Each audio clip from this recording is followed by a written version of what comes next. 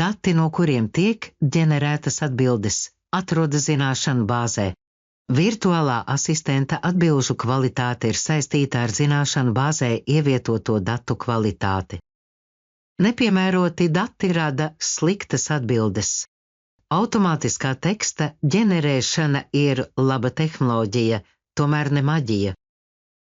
Tā negarantē vienmēr ideālas atbildes. Lūk, ierobežojumi, kad gaidas nesakrīt ar realitāti. Kas nedarbosies? Atbilžu nemainība. Atbilde tiek veidota automātiski. To ietekmē katra izmaiņa lietotāja jautājumā, atlasītajos segmentos un sarunas vēsturē. Ja lietotājs vaicā, kāda ir saldējuma cena vai cik maksā saldējums, arī atbildes formulējums atšķirsies. Atbilde var neatbilst gaidītajai, ja atbildes sniegšanai vajadzīgi precizējumi. Piemēram, iesaki piemērotāko saldējumu. Lai sniegtu atbildi, jānoskaidro klienta gaume un vajadzības. Nevar iegūt smalku situācijas analīzi ar precīzu secinājumu. Piemēram, zināšanās iekļaujot visu likumu krājumu, nevar sagaidīt korektus un pilnīgus tiesas spriedumus. Tāpat nevienmēr atbildē tiks iekļauti pilnīgi visi ar jautājumu saistītie elementi. Ja, piemēram, datos ir garš saraksts, saldējums ir A garšīgs, B salds, C augsts un tā tālāk, atbildē nevienmēr viss uzskaitītais būs. Ja uzskaitījuma elementi atrodas atšķirīgos segmentos vai pat dokumentos, tie netiks iekļauti vienā atbildē.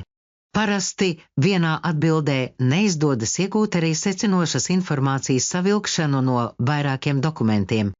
Mākslīgajam intelektam nepiemīt arī cilvēciska sapratne par tieši nepateikto. Ja lietotājs saka, man ir saplīsuši zābaki, virtuālais asistents automātiski nesaistīs to ar informāciju par darba apģērba maiņu. Pat ja informācija būs zināšanu bāzē, tā netiks atrasta bez papildu norādēm.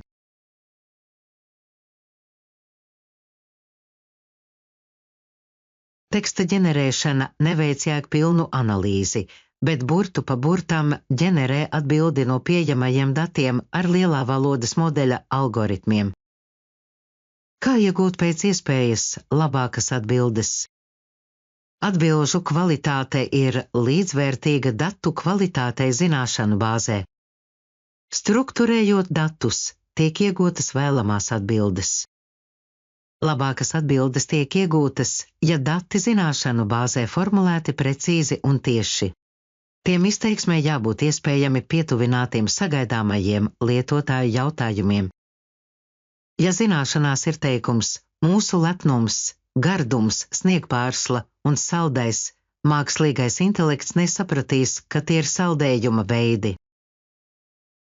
Nevienmēr darbojas vispārīgs formulējums. Ja zināšanās būs vārds elektrotehnika, mākslīgais intelekts nevarēs noteikt tieši kuras ierīces uzskatāmas par elektrotehniku. Ja lietotājs pavaicās, vai drīkstu nodot mikseri, nevienmēr asistents atbildēs pareizi. Ja zināšanās ir kāda tabula vai attēls, tie jāpapildina ar aprakstiem. Teksta ģenerēšana nesaprot attēlus. Lai tiktu atrasta atsauces saite uz attēlu, tekstā jābūt papildu skaidrojošajai informācijai par attēla saturu. Labas atbildes tiek ģenerētas, ja dati korekti sadalīti segmentos. Lai iegūtu automātiski ģenerētu atbildi uz lietotāja jautājumu, lielajam valodas modelim tiek nosūtīts pieprasījums. Pieprasījumā ir iekļauti atbilstošākie segmenti no zināšanu bāzes. Tātad iegūtās atbildes pareizība ir cieši saistīta ar to, vai pieprasījumā ir iekļuvis vajadzīgais informācijas segments. Jauns segments tiek sākts automātiski ar katru virsrakstu. Tam ir arī automātisks garuma ierobežojums, tāpēc var gadīties, ka jēdzieniski viena veida informācija atrodas vairākos segmentos. Šajos gadījumos automātiskā ģenerēšana sniegs nekorektas vai nepilnīgas atbildes. Segmentu robežas var mainīt, pirms atdalāmā segmenta ievietojot 4 restīšu simbolus. Šī ir ieteicamā metode, kā papildināt zināšanu bāzi ar jēdzieniski patstāvīgiem, vienkāršiem jautājumiem un atbildēm.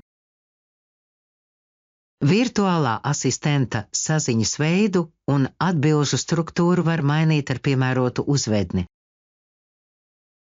Uzvedne ietekmē visas ģenerētās atbildes.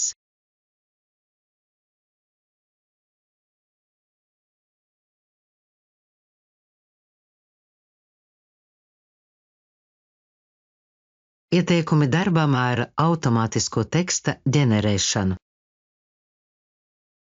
Vispirms sagatavojiet nelielu, kvalitatīvu datu kopu, ko pielikt zināšanu bāzei. Pievienojiet informāciju zināšanu bāzei un pārskatiet, labojiet un formatējiet. Testējiet, uzdodiet jautājumus par pievienoto tematu virtuālajam asistentam tērzēšanas lokā.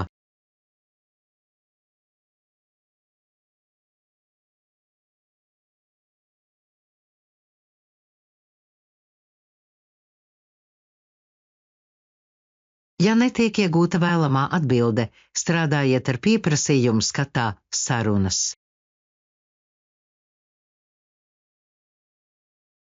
Vispirms izpētiet, vai pieprasījumā iekļuvis vajadzīgais segments.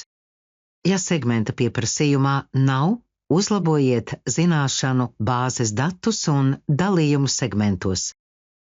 Ja segments ir pieprasījumā, bet atbildes nav, papildiniet uzvedni. Sarežģītākos gadījumos lūdziet konsultāciju.